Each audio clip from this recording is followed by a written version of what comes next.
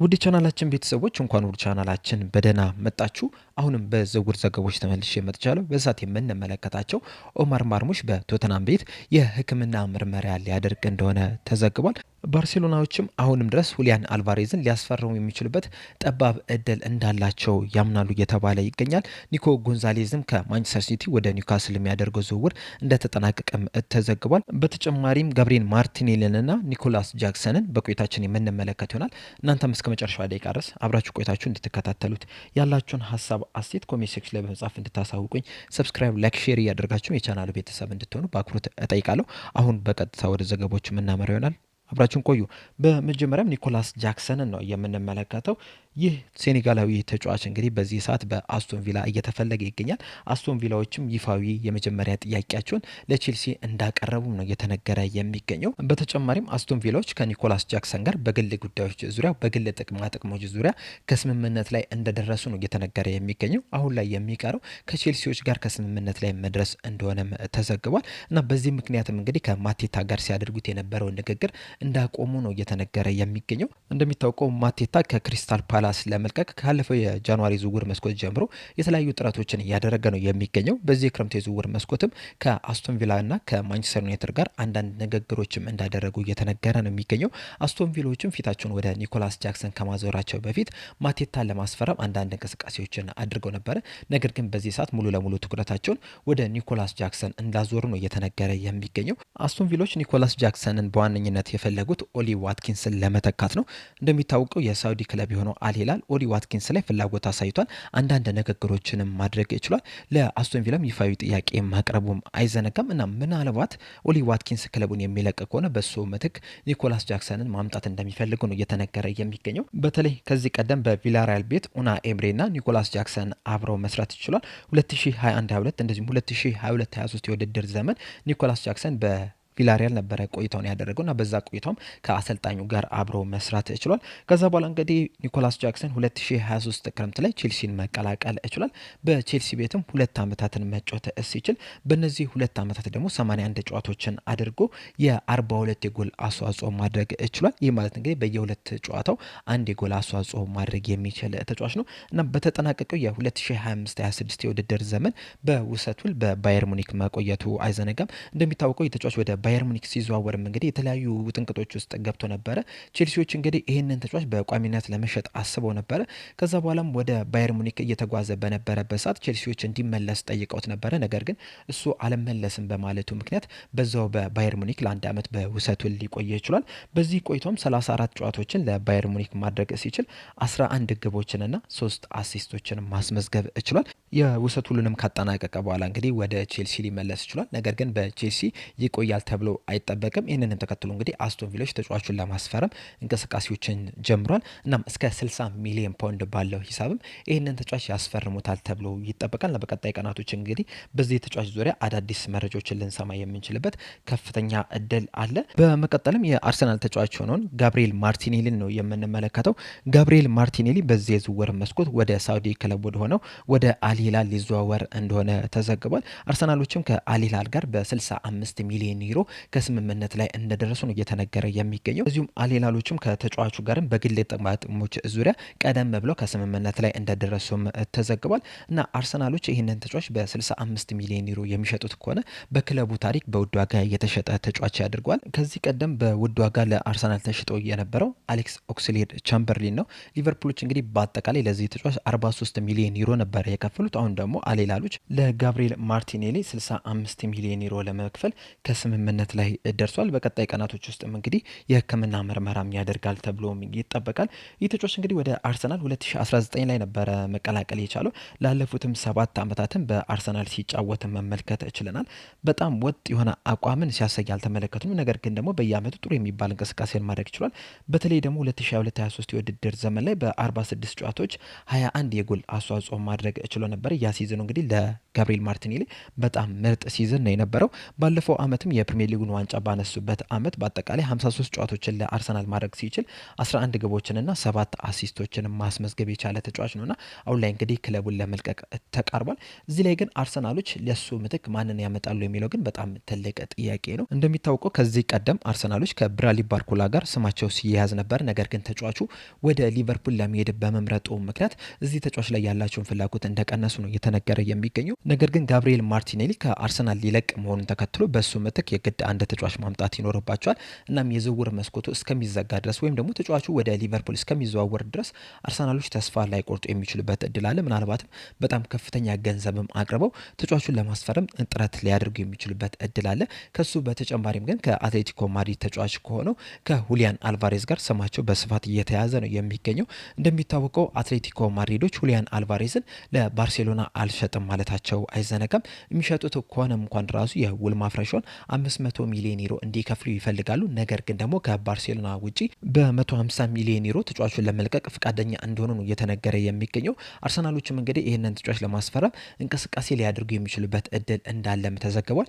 ነገር ግን ደግሞ ተጫዋቹ ወደ አርሰናል መቀላቀል እንደማይፈልግ ነው እየተነገረ የሚገኙና በዚህ ምክንያትም ምናልባትም ፊታቸውን ወደ ሌሎች ተጫዋቾች ሊያዞሩ ይችላሉ ተብሎ ይጠበቃል። ጋብሪኤል ማርቲኔሊ ግን ከአርሰናል ለመልቀቅ ከጫፍ እንደደረሰ ነው እየተነገረ የሚገኘው። በመቀጠልም ኒኮ ጎንዛሌዝን ነው የምንመለከተው። ፋብሪዞ ሮማኖ ይዞት በወጣው ዘገባ መሰረት በኒውካስል ዩናይትድ እና በማንቸስተር ሲቲ በኩል በዚህ ተጫዋች ዙሪያ ሁሉም ዶክመንቶች እንደተፈረሙ እየተናገረ ይገኛል። እናም በቀጣይ ቀናቶች ውስጥ እንግዲህ የሕክምና ምርመራውን ያደርጋል ተብሎ ይጠበቃል። እናም ከዛ በኋላ በኒውካስል ዩናይትድ ቤት የሚያቆየውን ኮንትራት እንደሚፈረም ነው እየተናገረ የሚገኘው። ኒውካስል ዩናይትዶችም ለዚህ ተጫዋች የ50 ሚሊዮን ፓኬጅ ለመክፈል ከስምምነት ላይ መድረስ ችሏል። ይህ ፓኬጅ እንግዲህ አዶንሶችን እንደሚጨምር ነው እየተነገረ የሚገኘው። እንደሚታወቀው ማንቸስተር ሲቲዎች ኒኮ ጎንዛሌዝን ከፖርቶ 2024 ጃንዋሪ ወር ላይ ነበረ ማስፈረም የቻሉት። ላለፉትም አንድ አመት ተኩልም በማንቸስተር ሲቲ ቤት ሲጫወት መመልከት ችለናል።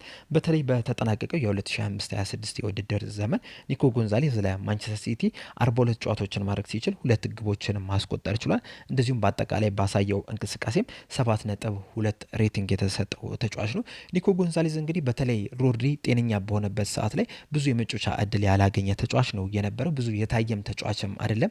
ነገር ግን ደግሞ ሮዲ በተጎዳበት ሰዓት በብዛት በቋሚነት ሲጀምር መመልከት ይችላል። እንደዛም ቢሆንም ግን በማንቸስተር ሲቲ ቤት ውስጥ እምነት እንዳልተጣለበት ነው እየተነገረ የሚገኘው። ይህ ተጫዋች እንግዲህ በፖርቶ በነበረበት ሰዓት በጣም አስደናቂ የሚባል እንቅስቃሴ ነበረ ሲያደርግ የነበረው። በ2023/24 የውድድር ዘመን ለፖርቶ 39 ጨዋታዎችን ማድረግ ሲችል 2 ግብና 3 አሲስት ማስመዝገብ ችሏል። በአጠቃላይ ባሳየው እንቅስቃሴም 7.1 ሬቲንግ ተሰጥቶታል። እንደዚሁም በ2024/25 የውድድር ዘመን እስከ ጃንዋሪ ወር ወደ ማንቸስተር ሲቲ እስከሚያቀናበት ሰዓት ድረስ በፖርቶ 29 ጨዋታዎችን ማድረግ ችሎ ነበረ። በእነዚህ 29 ጨዋታዎች ደግሞ 7 ግብና 5 አሲስት ማስመዝገብ የቻለ ተጫዋች ነው የነበረው። በአጠቃላይ ባሳየው እንቅስቃሴም 7.4 ሬቲንግም ሊሰጠው ችሏል። በዚህ እንቅስቃሴውም አይተው ነው እንግዲህ ማንቸስተር ሲቲዎች ተጫዋቹን ሊያስፈርሙ የቻሉት።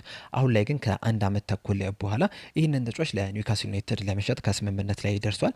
በቀጣይ ቀናቶች ምናልባትም ከዛሬ ጀምሮ በሚኖሩ ቀናቶች ውስጥም እንግዲህ የሕክምና ምርመራ ያደርጋል ተብሎ ይጠበቃል። እንደዚሁም የዝውውር መስኮቱ ከመዘጋቱ በፊትም ኒውካስል ዩናይትዶች ይህንን ተጫዋች ማስፈረማቸውን ይፋ ያደርጋሉ ተብሎ ይጠበቃል። ምናልባትም ቀጣይ ላለባቸው ጨዋታም ሊያደርሱት የሚችሉበት እድል እንዳለ ነው እየተነገረ የሚገኘው።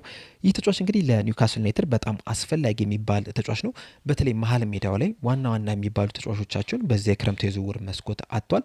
እንደሚታወቀው ሳንድሮ ቶናሊ በ100 ሚሊዮን ፓውንድ ቶተናምን ተቀላቅሏል። እንደዚሁም ደግሞ ብሩኖ ጉማሬሽን በ75 ሚሊዮን ፓውንድ አርሰናልን ሲቀላቀል መመልከት ችለናልና የእነዚህ ሁለት ተጫዋቾች መልቀቅ ደግሞ ኒውካስል ዩናይትድ ላይ የራሱ የሆነ ተጽዕኖ ይፈጥርባቸዋል። እናም እንደዚህ አይነት ልምድ ያለውን ተጫዋች ማምጣታቸው ይህንን ክፍተት ሊሞላላቸው ይችላል ተብሎ ነው የሚጠበቀውና ጥሩ የሚባል ቢዝነስን ሰርተዋል ማለት እንችላለን።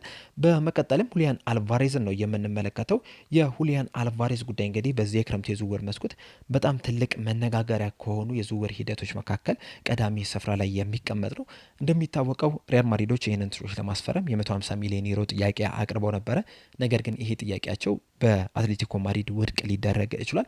እንደዚሁም ባርሴሎናዎችም ይህንን ተጫዋች ለማስፈረም በጣም ፍላጎት አሳይተው ነበረ። ተጫዋቹም ወደ ባርሴሎና መዘዋወር እንደሚፈልግም በይፋም ወጥቶ መናገሩ አይዘነጋም። በዚህም ደግሞ አትሌቲኮ ማድሪዶች ደስተኛ እንዳልሆኑ ነው እየተነገረ የሚገኘው። በተለይ ደግሞ ባርሴሎናዎቹ የሄዱበት መንገድ አትሌቲኮ ማድሪዶችን አላስደሰተም። በዚህ ምክንያትም ለባርሴሎና መሸጥ እንደማይፈልጉ ነው የተነገረው እና ባርሴሎናዎች ይህንን ተጫዋች ማስፈረም የሚፈልጉ ከሆነ የውል ማፍረሻውን 500 ሚሊዮን ዩሮ መክፈል እንዳለባቸው ነው አትሌቲኮ ማድሪዶች እየተናገሩ የሚገኙት። ነገር ግን ደግሞ ተጫዋቹ በዚህ ደስተኛም እንዳልሆነም ተዘግቧል። በዚህ ምክንያትም በተደጋጋሚ ሚዲያ ላይ እየወጣ ከአትሌቲኮ ማድሪድ መልቀቅ እንደሚፈልግ፣ ባርሴሎናን መቀላቀል እንደሚፈልግ ነው እየተናገረ የሚገኘው። ይህ ደግሞ የበለጠ አትሌቲኮ ማድሪዶችን እንዳበሳጫቸው ተዘግቧል። በዚህ ምክንያትም ወደ ባርሴሎና እንደማይሄድ በግልጽ ነግረውታል ነው እየተባለ የሚገኘው እና መውጣት ከፈለገ ከባርሴሎና ውጪ ወደ ፈለገው ክለብ መሄድ እንደሚፈልግም ነግረውታል ተብሏል። ቅድም እንዳልኳችሁ እንግዲህ አርሰናሎችም ይህንን ተጫዋች ለማስፈረም ፍላጎት አሳይቷል። ነገር ግን ደግሞ ተጫዋቹ ወደ አርሰናል መሄድ እንደማይፈልግ ነው እየተነገረ የሚገኘው።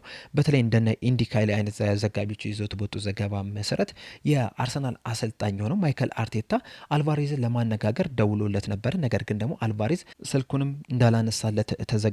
እናም ከባርሴሎና ውጪ ወደ የትኛውም ክለብ መሄድ እንደማይፈልግ ተናግሯል እየተባለ ይገኛል። በዛሬው ዕለትም እንግዲህ በአትሌቲኮ ማድሪድ በነበረ የልምምድ ፕሮግራም ላይ በህመም ምክንያት እንዳልተገኘ ነው እየተነገረ የሚገኘው። ነገር ግን የምርም የህመም ጉዳይ ነው ወይ?